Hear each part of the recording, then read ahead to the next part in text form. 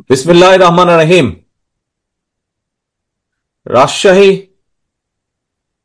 মহানগরী council দ্বিবার্ষিক council 2025 উপলক্ষে মহানগরী বিএনপি আয়োজিত আজকের এই সম্মেলন অনুষ্ঠানের সম্মানিত সভাপতি জনাব অ্যাডভোকেট এরশাদ আলী ঈশা, মঞ্চে উপস্থিত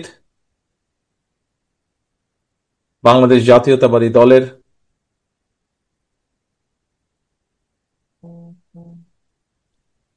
সম্মানিত নেতা জনাব আব্দুল সালাম, উপস্থিত জনাব মিজানুর রহমান মিনু সহ সিনিয়র নেতৃবৃন্দ যারা আছেন জেলা এবং মহানগরী পর্যায়ে, এবং আমার সামনে উপস্থিত কাউন্সিলর বৃন্দ, মহানগরীর কাউন্সিলর বৃন্দ, আসসালামু আলাইকুম। প্রিয় ভাই বোনেরা, আজকে আমরা সকলে এখানে একত্রিত হয়েছি রাজশাহী মহানগরী বিএনপির কাউন্সিল উপলক্ষে। এখানে আমরা একত্রিত হয়েছি। আমরা এতক্ষণ আমাদের বিভিন্ন নেতৃবৃন্দের বক্তব্য শুনলাম। আমাদের সকল নেতৃবৃন্দ তাদের বক্তব্যে তুলে ধরেছেন এই দেশের পুনর্গঠন, দেশের মানুষের রাজনৈতিক অধিকার প্রতিষ্ঠার জন্য আমাদের এই প্রিয় দলের নেতাকর্মীরা কিভাবে বিভিন্ন সময় বিভিন্ন ভূমিকা রেখেছেন বা অবদান রেখেছেন। প্রিয় ভাই বোনেরা, বিগত এক যুগেরও বেশি সময় ধরে বাংলাদেশ জাতীয়তাবাদী দল এবং বাংলাদেশের আরো অনেকগুলো যারা গণতন্ত্রে বিশ্বাস করে, এরকম অনেকগুলো গণতান্ত্রিক দল, রাজনৈতিক দল, তারা স্বৈরাচারের বিরুদ্ধে রাজপথে জনগণের রাজনৈতিক অধিকার প্রতিষ্ঠার লক্ষ্যে আন্দোলন অব্যাহত রেখেছিল। বাংলাদেশের মানুষের সমর্থনে, বাংলাদেশের মানুষের সহযোগিতায় গত বছর 5ই আগস্ট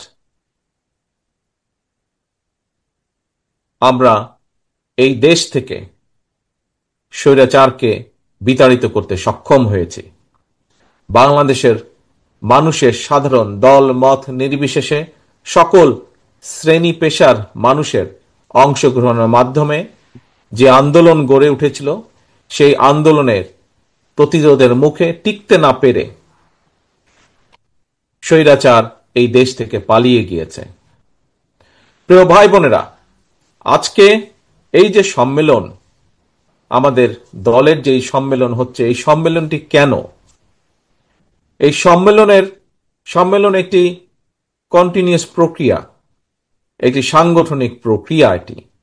এই সাংগঠনিক প্রক্রিয়া পালনের মাধ্যমে, এই সাংগঠনিক প্রক্রিয়াটিকে অব্যাহতভাবে চালানোর মাধ্যমে আমরা দলকে, একটি রাজনৈতিক দলকে আমরা সুসংগঠিত করি, দলকে আমরা ধীরে ধীরে গড়ে তুলি, দলের ভিত্তিকে আমরা ধীরে ধীরে জনগণের মধ্যে নিয়ে যাই, দলের উদ্দেশ্য, দলের লক্ষ্য, দলের আদর্শকে আমরা সংগঠনের মাধ্যমে জনগণের মধ্যে নিয়ে যাই। প্রিয় ভাই বোনেরা, একটি পরিবারের ভেতরে যেরকম বিভিন্ন পারিবারিক নিয়ম কানুন রীতিনীতি থাকে, ঠিক একইভাবে একটি রাজনৈতিক দল একটি বিশাল পরিবার, এবং সেই জন্যই এই বিশাল পরিবারটিকে পরিচালনার জন্য এই যে আজকে যে সম্মেলন, এই জাতীয় সাংগঠনিক অনেকগুলো কর্মসূচি থাকে। এই ধরনের কর্মসূচির মাধ্যমে আমরা দলকে পরিচালনা করি এবং একইভাবে দলের আদর্শ, নীতি, উদ্দেশ্য, লক্ষ্য আমরা জনগণের মাঝে পৌঁছে দিই।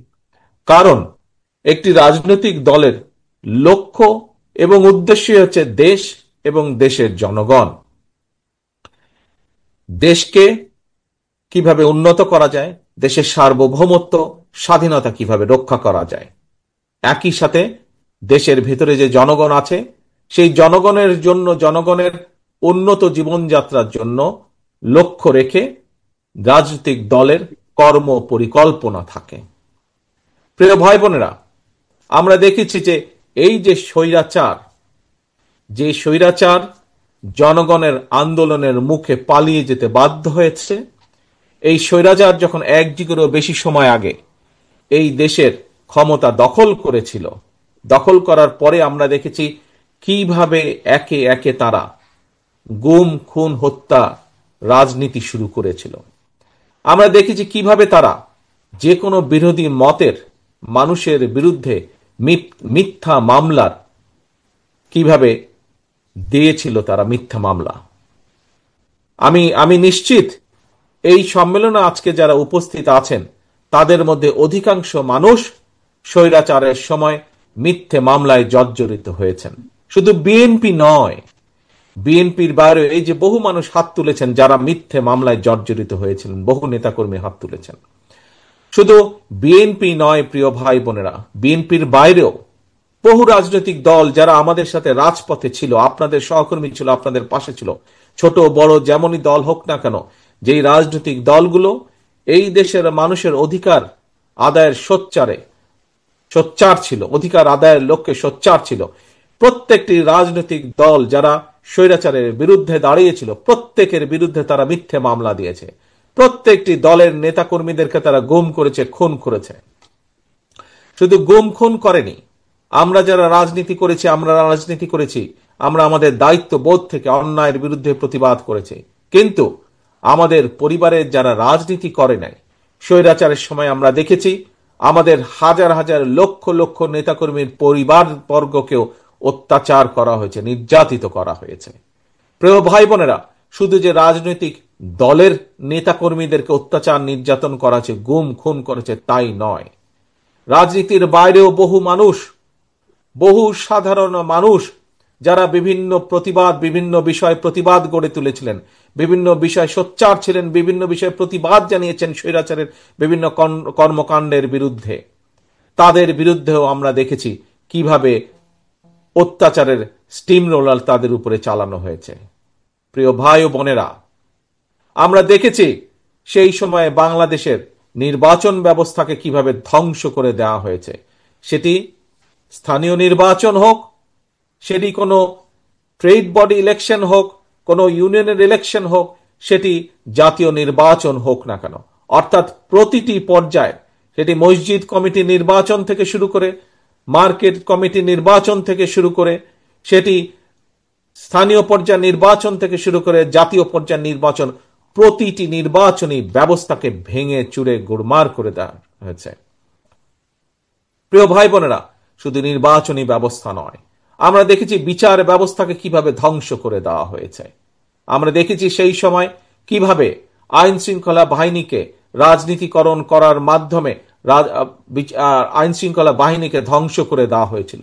প্রিয় ভাই বোনেরা, শুধু তাই নয়, আমরা দেখেছি বাংলাদেশের অর্থনীতিকে কিভাবে ধ্বংস করে দেওয়া হয়েছে এবং মেগা উন্নয়নের নামে কিভাবে মেগা দুর্নীতি করা হয়েছিল, কিভাবে এই দেশের সাধারণ মানুষের অর্থ সম্পদ কিভাবে লুটপাট করে বিদেশে পাচার করে দেওয়া হয়েছে। প্রিয় ভাই বোনেরা, জুলাই আগস্ট মাসে আমরা দেখেছি জনগণ যখন এই সকল রাজনৈতিক দলগুলোর আন্দোলনে শরিক হয়েছে, জনগণ যখন মা বোন থেকে শুরু করে রিক্সা চালক, সিএনজি চালক, মুদি দোকান কর্মচারী, ছোট ব্যবসায়ী, শিক্ষক, উকিল, ডাক্তার, সর্বস্তরের সর্বশ্রেণী পেশার মানুষ যখন এই রাজনৈতিক দলগুলোর দাবির প্রতি একত্রতা ঘোষণা করে, আমরা দেখেছি কিভাবে রাজপথে নেমে এসেছিলেন। সেই সময় স্বৈরাচার তাদের ক্ষমতা দখল ধরে রাখার জন্য আমরা দেখেছি হাজার হাজার মানুষের উপরে গুলি করেছে। আমরা দেখেছি কিভাবে মাত্র 1-1.5 মাসের ব্যবধানে আমরা দেখেছি প্রায় 1,500-1,500-এরও বেশি মানুষকে তারা হত্যা করেছে। আমরা দেখেছি কিভাবে 30,000-এরও বেশি মানুষকে তারা কিভাবে নির্যাতন করেছে, কিভাবে 30,000-এরও বেশি মানুষ পঙ্গুত্ব বরণ করেছে। এর মধ্যে বহু মানুষ তাদের দৃষ্টি শক্তি সারা জীবনের জন্য হারিয়ে ফেলেছে। আমরা দেখি এর মধ্যে বহু মানুষ, কারো পা নষ্ট হয়ে গিয়েছে, কারো হাত নষ্ট হয়ে গেছে, বিভিন্নভাবে ক্ষতিগ্রস্ত হয়েছে।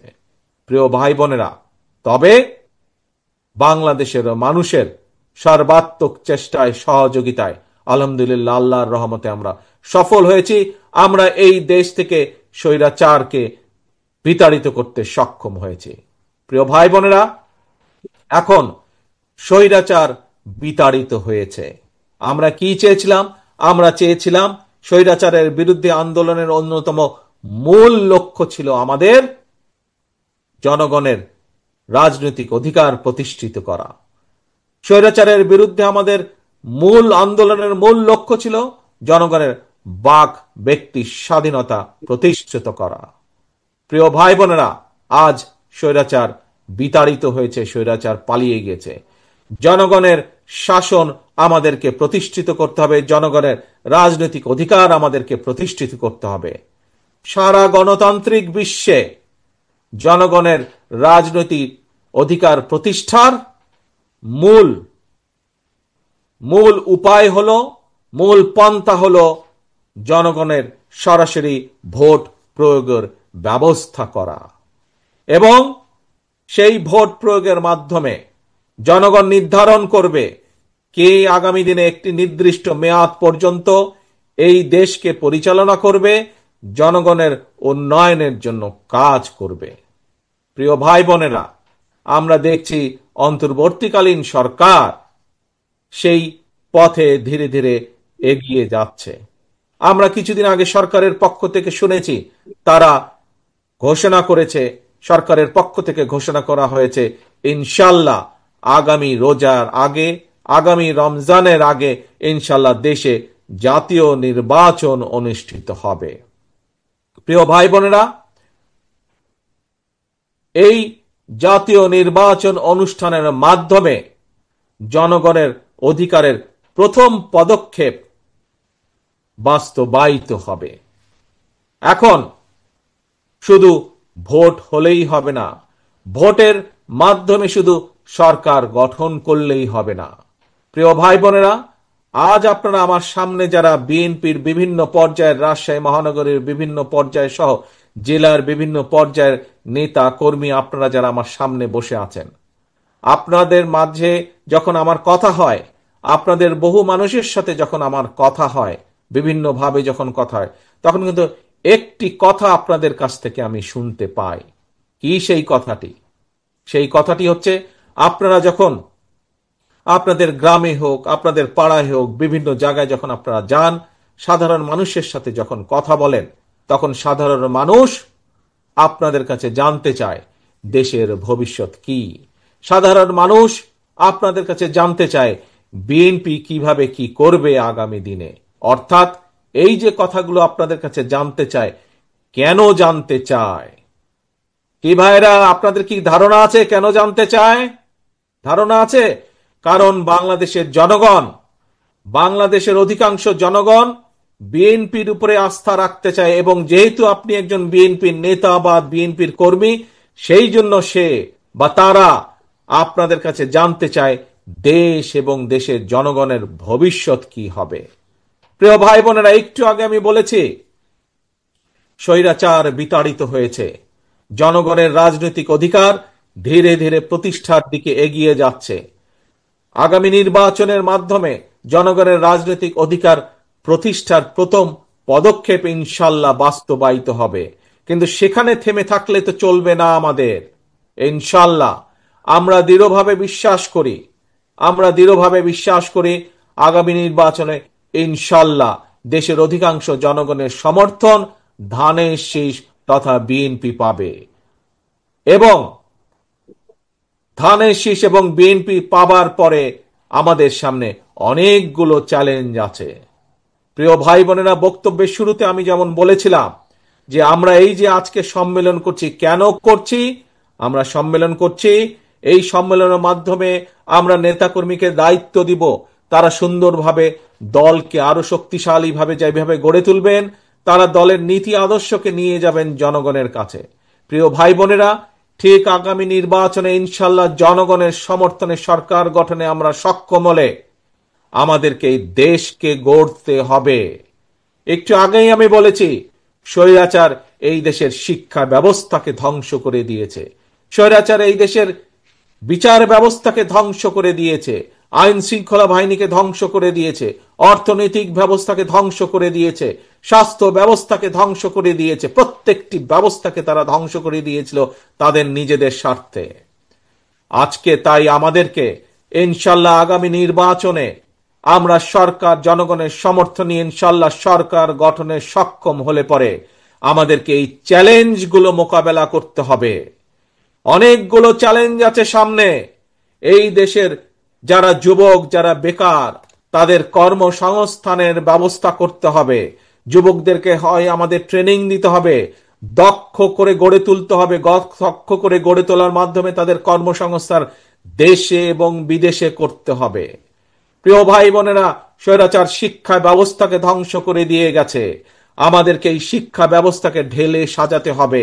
আমাদেরকে প্রাথমিক পর্যায় থেকে শুরু করে স্কুল কলেজ পর্যায় পর্যন্ত আমাদেরকে ভালো শিক্ষক নিয়োগ করতে হবে, নতুন শিক্ষক নিয়োগ করতে হবে। এর মাধ্যমে যেমন কর্মসংস্থানের ব্যবস্থা করতে হবে, একইভাবে শিক্ষার আলো পৌঁছে দিতে হবে আমাদের শিক্ষার্থীদের কাছে। কারণ এই শিক্ষার্থী তারাই হচ্ছে আমাদের ভবিষ্যৎ বাংলাদেশ। আমাদের ভবিষ্যৎকে গড়ে তুলতে হবে। প্রিয় ভাই বোনেরা, আমাদের স্বাস্থ্য ব্যবস্থা ভেঙে ফেলেছে একদম।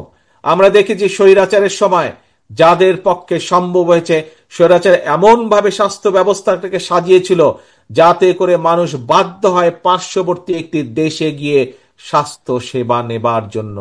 এই দেশের ডাক্তার নার্সদের, এই দেশের চিকিৎসা কেন্দ্র হসপিটালগুলোর ব্যবস্থাগুলো একদম ধ্বংস করে দিল।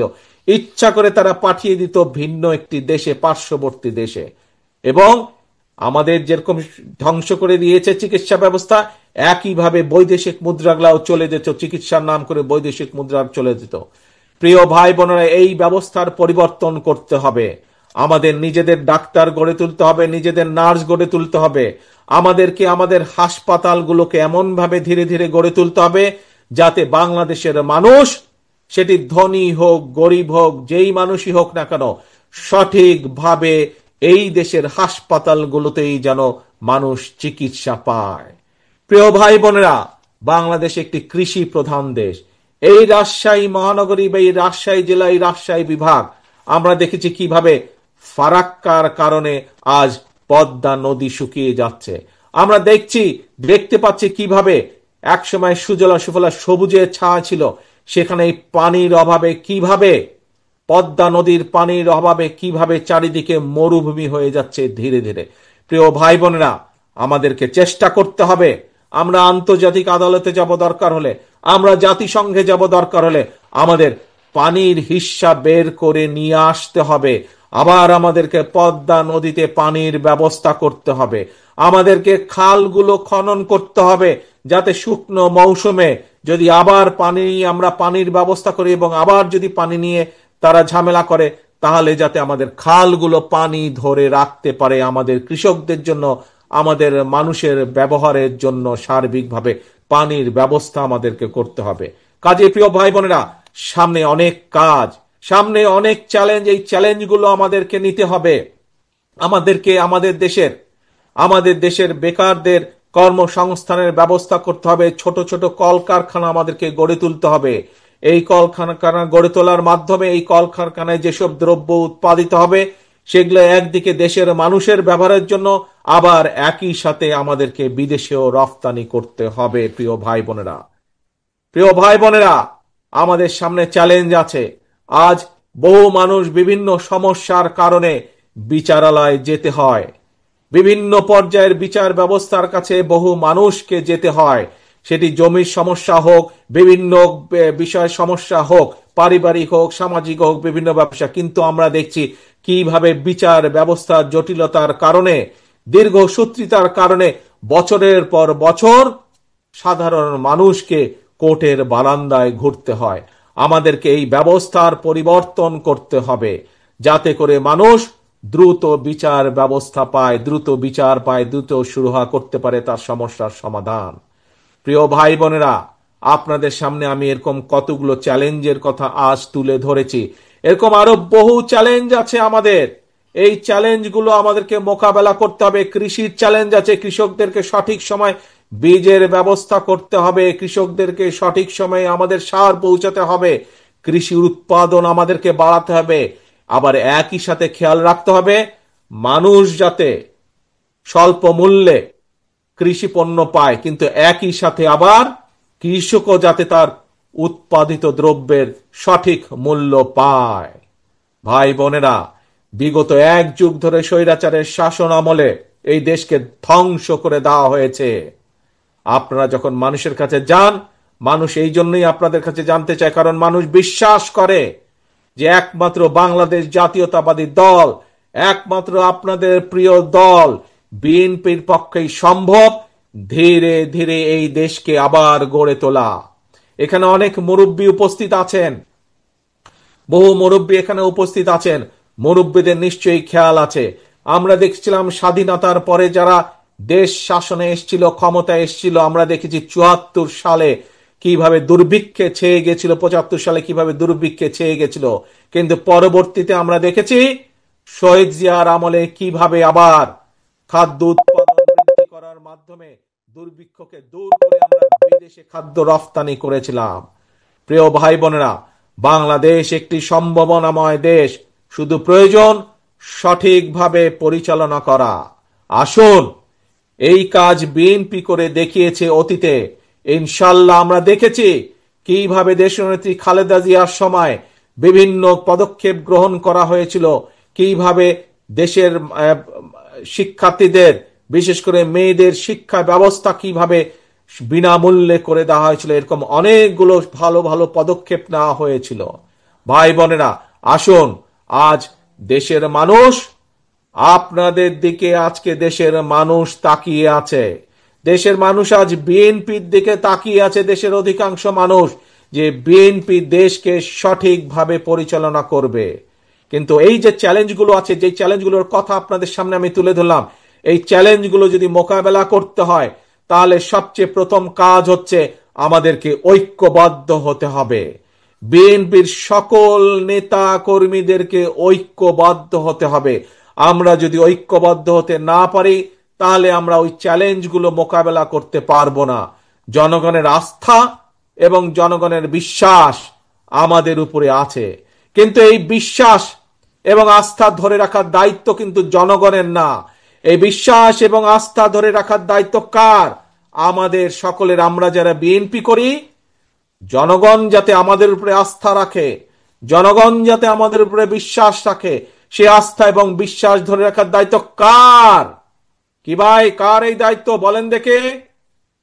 কে? শুনতে পাই না, আমি অনেক দূরে, হাত তুললে আমি দেখতে বুঝতে পারবো যে কার। আপনারা বলছেন কি আপনাদের?